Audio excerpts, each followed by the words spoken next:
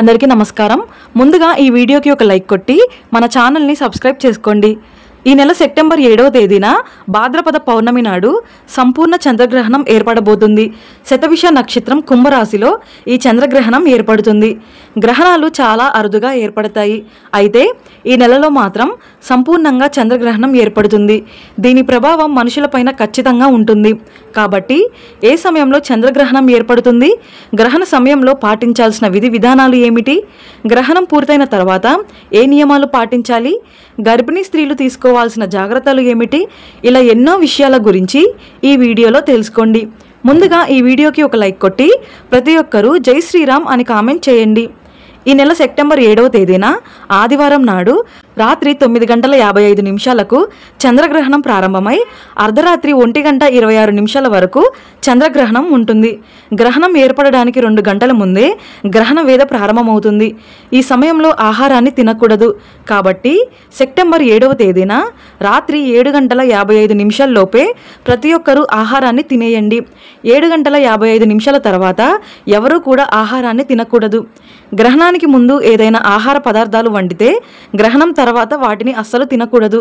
అయితే మీ ఇంట్లో ఏవైనా నిల్వ పదార్థాలు ఉన్నా లేదా పచ్చళ్ళు ఉన్నా వాటిపైన దర్బలు కానీ 2 తులసి ఆకులు కానీ వేసుకోండి, లేదంటే ఆ ఆహారం పైన గ్రహణ ప్రభావం పడి మీ పచ్చళ్ళన్నీ పాడైపోతాయి।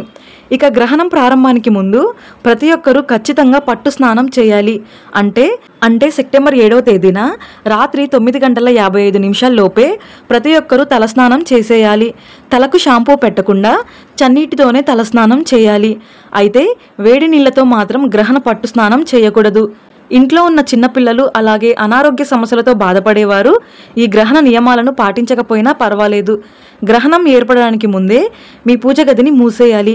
అలాగే ఇంట్లో తులసి కోట ఉన్నవారు తులసి కోట పైన ఏదైనా వస్త్రాన్ని వేసుకోండి। ఇక గ్రహణం సమయంలో ఎట్టి పరిస్థితుల్లోనూ ఆహారాన్ని తినకూడదు, అలాగే వంట చేయకూడదు, పదునైన వస్తువులను కూడా ముట్టుకోకూడదు। అలాగే గ్రహణం ప్రారంభానికి ముందే మీ ఇంటి తలుపులు అలాగే కిటికీలు మొత్తం మూసేయాలి। ఈ గ్రహణ సమయంలో వీలైనంత వరకు ఇంట్లోనే ఉండండి, ఎవరూ కూడా బయటకు రాకూడదు।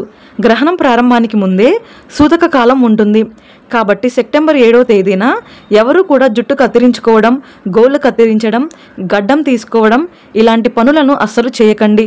సెప్టెంబర్ 7వ తేదీ ఆదివారం వచ్చింది, ఇదే రోజున గ్రహణం ఏర్పడుతుంది।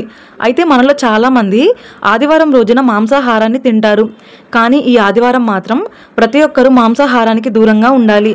ఇక సెప్టెంబర్ 7వ తేదీన కొత్త పనులను ప్రారంభించకూడదు, దూర ప్రయాణాలు చేయడం మానుకోవాలి, అలాగే ఎలాంటి శుభకార్యాలను నిర్వహించకూడదు।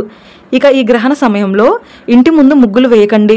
మనలో కొంతమంది ఆడవారు రాత్రి సమయంలో ముగ్గులు వేస్తారు, అయితే ఈ సెప్టెంబర్ 7వ తేదీన మాత్రం రాత్రి సమయంలో ఇంటి ముందు ముగ్గులు వేయకండి। గ్రహణం ప్రారంభానికి 9 గంటల ముందే సూతక కాలం ప్రారంభమవుతుంది, అంటే సెప్టెంబర్ 7వ తేదీ మధ్యాహ్నం 1 గంట నుండి సూతక కాలం మొదలవుతుంది।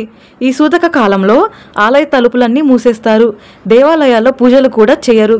ఇక మనలో చాలామంది ఇంటి ముందు గుమ్మడికాయను కట్టుకుంటారు, అలాంటి వారు ఈ గ్రహణం పూర్తయిన తర్వాత పాత గుమ్మడికాయను తీసేసి కొత్త గుమ్మడికాయను తప్పనిసరిగా కట్టుకోవాలి। ఎందుకంటే ఈ గ్రహణం సమయంలో గుమ్మడికాయకు ఉన్న శక్తి మొత్తం నశిస్తుంది, కాబట్టి కొత్త గుమ్మడికాయను తప్పనిసరిగా కట్టుకోవాలి। ఇక గర్భిణీ స్త్రీలు మాత్రం గ్రహణ సమయంలో చాలా జాగ్రత్తగా ఉండాలి, చీకటిగా ఉన్న గదిలోనే నిద్రించాలి, మంచం పైన కదలకుండా పడుకోవాలి। ఈ నియమం మాత్రం గర్భిణీ స్త్రీలు తప్పనిసరిగా పాటించాలి, అలాగే భార్యాభర్తలు కూడా దూరంగా ఉండాలి। ఇక ఇనుముతో చేసిన వస్తువులు ఏవైనా సరే గ్రహణ సమయంలో మన శరీరం పైన ఉండకూడదు। ఈ గ్రహణ సమయంలో ఇనప మంచాలపైన పడుకోకూడదు, అలాగే ఇనప వస్తువులను ముట్టుకోకూడదు। అయితే మనలో చాలామంది మహిళలు తమ మంగళసూత్రానికి పిన్నీసులను పెట్టుకుంటారు, శాస్త్రపరంగా మంగళసూత్రానికి పిన్నీసులు పెట్టకూడదు। ముఖ్యంగా ఈ గ్రహణ సమయంలో మాత్రం మంగళసూత్రానికి పిన్నీసులు ఉండకూడదు। అయితే మనలో చాలామంది ఆర్థిక సమస్యలు, అనారోగ్య సమస్యలు, కుటుంబ కలహాలు ఇలా ఏదో ఒక సమస్యలతో ఇబ్బంది పడుతూ ఉంటారు। అలాంటి వారు ఈ గ్రహణ సమయంలో దుర్గాదేవిని అలాగే పరమేశ్వరుడిని స్మరించుకోండి, ఈ దేవతలకు సంబంధించిన దైవ మంత్రాలను చదువుకోండి। ముఖ్యంగా ఈ ఈ గ్రహణ సమయంలో ఓం దుర్గాయే నమః అనే మంత్రం ఎక్కువగా చదవండి. అలాగే ఓం నమః శివాయ అనే మంత్రాన్ని వీలైనంత ఎక్కువగా చదువుకోండి. తద్వారా మీ కష్టాలన్నీ వెంటనే తీరిపోతాయి. ఇక గ్రహణం పూర్తయిన మర్నాడు గ్రహణ శూల ఏర్పడుతుంది. అంటే సెప్టెంబర్ 7వ తేదీన గ్రహణ శూల ఉంటుంది. ఈ రోజున ఎవరు కూడా దూర ప్రయాణాలు చేయకూడదు. ఎంత ముఖ్యమైన పనులు ఉన్నా సరే సెప్టెంబర్ 8వ తేదీ సోమవారం నాడు ప్రయాణాలు చేయకండి. అలాగే సెప్టెంబర్ 8వ తేదీన ప్రతి ఒక్కరూ తప్పనిసరిగా గ్రహణ విడుపు స్నానం చేయాలి. అంటే మీ ఇంట్లో ఉన్న ప్రతి ఒక్కరూ ఖచ్చితంగా తలస్నానం చేసి ఏదైనా శివాలయానికి వెళ్ళి శివునికి అభిషేకం చేస్తే గ్రహణ దోషాలు లేకుండా ఈ సంవత్సరం అంతా అదృష్టం ఐశ్వర్యం కలిసొస్తుంది. అలాగే గ్రహణం పూర్తయిన తర్వాత సెప్టెంబర్ 8 సోమవారం నాడు ఇల్లంతా శుభ్రం చేసుకొని ఇంట్లో పసుపు నీళ్లు చల్లుకోవాలి. అప్పుడే గ్రహణ దోషం తొలగిపోతుంది. అదేవిధంగా మీ పూజ గదిలో ఉన్న దేవుని పటాలను కూడా శుభ్రపరిచి పసుపు రాసి కుంకుమ బొట్లు పెట్టి పూజ గదిలో ఒక చిన్న దీపం వెలిగించండి. ఏదైనా గ్రహణ దోషం ఉంటే వెంటనే తొలగిపోతుంది. అలాగే గ్రహణం పూర్తయిన మర్నాడు అంటే సెప్టెంబర్ 8వ తేదీన మీ స్తోమతను బట్టి పేదలకు దానం చేయండి. పేదలకు ఆహారాన్ని దానం చేయడం లేదా వస్త్రాలను దానం చేయడం వల్ల మీ జాతకంలో ఉన్న దోషాలన్నీ తొలగిపోయి జన్మజన్మల అదృష్టం కలిసొస్తుంది. శతభిష నక్షత్రం వారు అలాగే పూర్వభాద్ర నక్షత్రం వారు ఈ గ్రహణాన్ని చూడకూడదు. కుంభరాశి మరియు మీనరాశి వారు కూడా ఈ చంద్రగ్రహణాన్ని అసలు చూడకూడదు. మిథున రాశి, కర్కాటక రాశి, కుంభరాశి, మీనరాశి అలాగే మకర రాశి ఈ రాశుల వారికి గ్రహణ ప్రభావం వల్ల కొన్ని ఇబ్బందులు ఏర్పడే అవకాశం ఉంటుంది. కాబట్టి ఈ రాశుల వారు తప్పనిసరిగా దక్షిణామూర్తి స్తోత్రాన్ని చదవండి లేదా దక్షిణామూర్తి స్తోత్రాన్ని వినండి. అలాగే శివాలయంలో ఉన్న బ్రాహ్మణులకు బియ్యం, మినుములను దానం చేయండి. అలాగే మీకు వీలైతే గోమాతకు తోటకూరను ఆహారంగా తినిపించండి. ఇలాంటి చిన్న చిన్న నియమాలను పాటిస్తే గ్రహణ ప్రభావం లేకుండా ఆయుర ఆరోగ్యాలతో సుఖ సంతోషాలతో జీవిస్తారు. ఇక ధనస్సు రాశి, కన్యా రాశి, వృషభ రాశి మరియు మేషరాశి ఈ 4 రాశుల వారికి మాత్రం అదృష్టం కలిసి రాబోతుంది.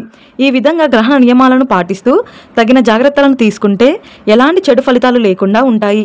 ఈ వీడియో మీకు నచ్చితే లైక్ చేసి సబ్స్క్రైబ్ చేసుకోండి. జై శ్రీరామ్.